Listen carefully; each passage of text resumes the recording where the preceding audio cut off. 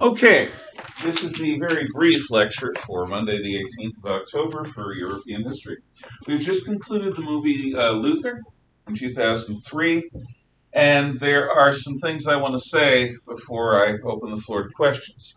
First off, understand something. I guess I can hand this out. If the princes had offered their heads to other leaders in the world and refused those leaders' orders, many leaders at that time would have happily given them all the chop and then waged war until new princes that were the emperor's own were established. In the Middle East, if anyone had done that to the Sultan of the Ottoman Empire, choppity chop chop chop. Vlad Tepes, Vlad the Impaler, the historical basis for the Dracula myth, would have impaled them on pikes, which is a horrible way to die, right up there with crucifixion.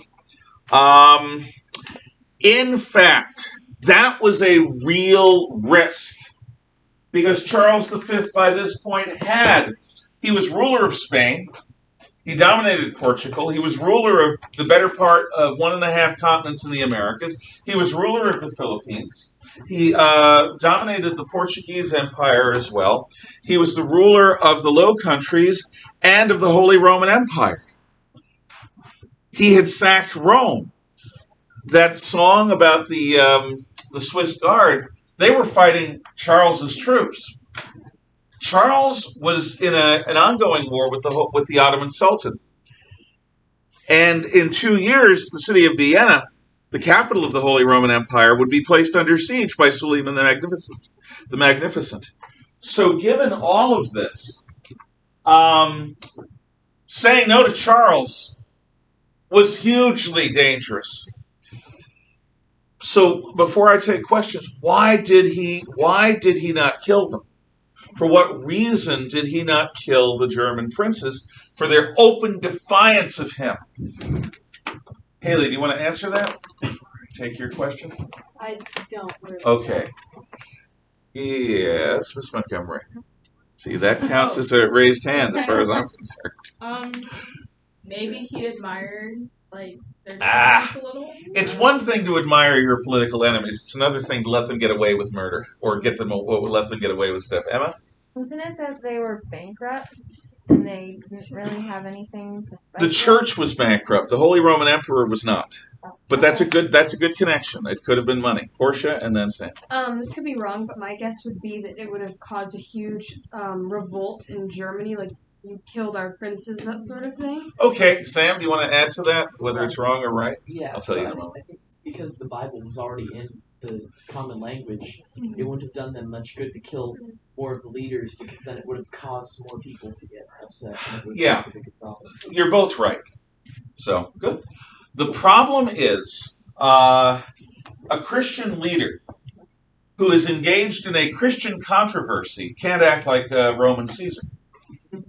If they do, they risk losing the people. And while everyday people are not the basis of government in the early modern period, they're important. Are you going to be able to get troops to fight for you? Are you going to be able to hire mercenaries? Are your people going to orderly pay their taxes? Are your people going to remain orderly in general terms? Or are they going to join in spirit or in actuality with the rebels? Germany could have gone into complete open rebellion. And in fact, during the 30 Years' War, a generation or two later, that's exactly what will happen. Had Charles killed all the princes, he might have overawed the Germans.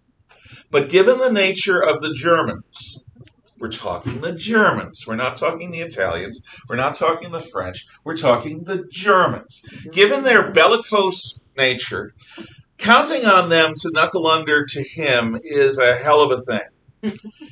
So he was face down and he blinked. He flinched. He gave. He allowed the Augsburg Confession to be promulgated. Yes? About the impalings thing, There was a show that my mom and I used to watch, and there was this guy. And it was about impaling? How nice! Go on. Thank you. Anyways, this guy, was on his way home, and it was, in the middle of this big snowstorm in New York. And he had fallen on, a thing.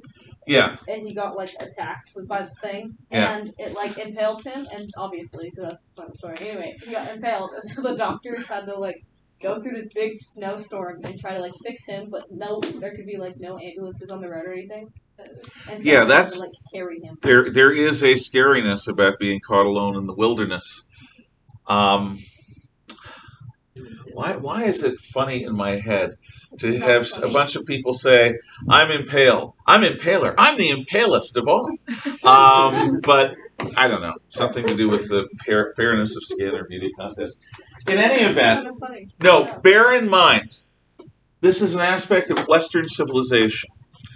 Had somebody pulled that stuff with Ivan the Terrible or any of the Russian czars, the likelihood is they would have been chopped. Had anyone pulled this stuff with the Chinese or the Japanese emperors, not only would they have been chopped, their entire families would have been gotten rid of and become fertilizer in the fields. No, this was a real gamble, but because of the Christian nature of the problem and of the civilization, it was possible for the princes to do it.